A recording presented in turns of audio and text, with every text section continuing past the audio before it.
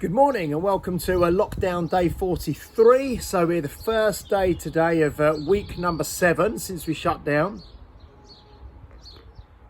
And I just want to say well done to everyone again. Great day yesterday. Love seeing all the feedback from people, and Nikki's spin looked really good last night and the other classes that we put on. And one of the things I want to say is, as well, I saw Nikki's got a pull-up bar that she's installed in the house now, so she can practice the grease the groove stuff that I spoke about a couple of weeks ago, which is the 1 or 2 reps every hour throughout the day, which will really help build strength and sort of neuromuscular connection, and just like an easy strength type program throughout the day, which is really great. So first of all, I'm going to include with this the blog that I wrote back in 2016, which was around the Dan John 10,000 swing challenge, because I've seen that I think James Elliott, Sarah Elliott, Stephen Smith, I think Wendy Bartram, I think also now Gene Groves and Jane Roberts might all be doing the 10,000 swing challenge at the moment, and I did see Kev Brooks mention it as well. So it's a whole blog about the 10,000 swing challenge. If you've got no idea what it's about, it's worth a read. It's really good. I've done it a couple of times myself. It's a 4 or 5 week period you take to do the challenge, and we're going to do the challenge. I was planning to do it anyway. It's already in the calendar for December at Unique Results, but if you want to do it while you're at home, it's going to be a really good thing to do. So the blog explains the original challenge and then certain modifications that I would make if you were doing it at different levels and with different weights, and ways to make it slightly more bearable and scale it down slightly. You're still doing the 10,000 swings, but you restructure the way you do it effectively. Okay, so 10,000 swing challenge, have a read, and well done for those of you who are already doing it. I'm also going to include the blog for this week, which Claire has done, which we're going to share every day this week, which is enhancing the high achievers winning mindset. Okay, so if you haven't read that, that's been on the emails for the last couple of days since Sunday, but you can read that one as well, which is really good and well worth the read.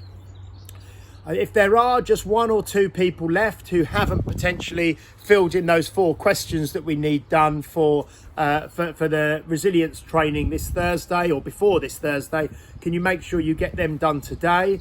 Just 4 questions. It literally takes 1 minute to do, and you email them back to richardlife@clairrich.com, and then that's all done and sort of squared off before we get to session 3 on Thursday at 12:30, which I'm really looking forward to. Now, I have taken down off of the YouTube channel, they were private videos anyway, but I've taken down the discovery session with Claire and week 1 with Claire. So week 2 is currently still on there for those few people who couldn't make it live, and I forwarded it to you, but that will be taken down tonight. Okay, so week 2 will be taken down tonight, and then we've obviously got week 3 going live on Thursday at 12:30.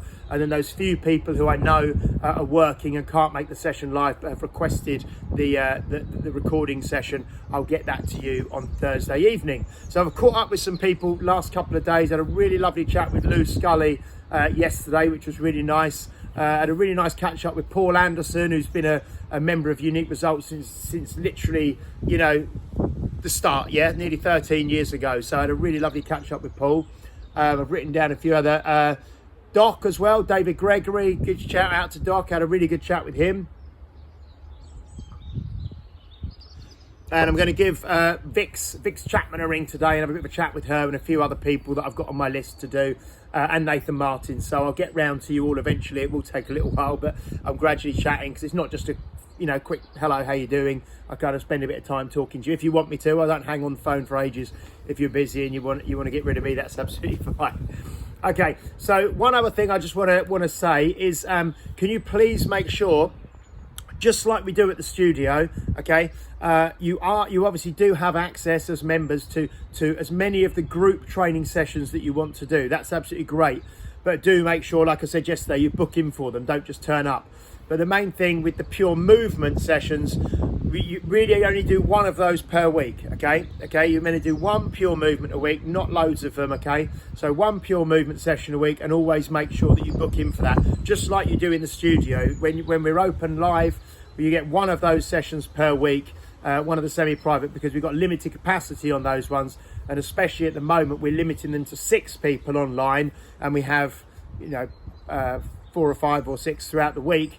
When we go back to the studio, the capacity will be smaller. We'll limit it to 4 or 5, but we only have one of those per week. So just try and only book in for one per week of the pure movement, and make sure if you book, you turn up, and make sure if you turn up, you're booked. Yeah, so really straightforward. Just stick to those couple of rules, and then that'll be good for everyone, and it helps everybody get onto the sessions they want to do, and helps everybody get a well-rounded training week in. So I think that is just about it for today. I don't think there's too much else to say. Just keep up with everything you're doing. Remember all the stuff I spoke about a while ago, yeah? The list, the low intensity, steady state is still really, really important to kind of boost up your immune system and your mental health, and your sense of well-being and fresh air and that sort of thing. So keep the lists up every day if you can. Be mindful of your NEAT, your non-exercise activity thermogenesis, and then obviously do all of the other sessions that are kind of more planned and structured exercise and training sessions. I did post something yesterday as well regarding kettlebell training and kettlebell movements, and just sticking to the basics and doing them really, really well. And I did a bit of that myself yesterday afternoon out in the garden. So that's worth a look on the Facebook page if you get a chance to. Just the main movements, literally, like I say, I've been doing this now for the kettlebell specifically for 9 years. And there's literally, half a dozen movements that are the go-to movements that you need to do. And then there's possibly 4 slightly more advanced movements. But if you think there's a dozen maximum, and like I said yesterday, if you're getting bored with your training, it's either not heavy enough, you're not kind of structuring it in a certain way, or you're not working on mastering the movements. And that's something that we should really do for a whole life, yeah? The basic movements is probably a dozen movements that you do, and you just stick to them. And yes, you may do them with a barbell, you may do them with a kettlebell, you may do them with dumbbells, you may do them with body weight, but they're the same movement that you just practice, and you just add variety or variation through the kind of the mode of resistance that you use and the form of resistance you use. Okay. Anyway, have a fantastic day. Stay safe, stay strong, and I'll catch up with you tomorrow. Take care, guys. Bye.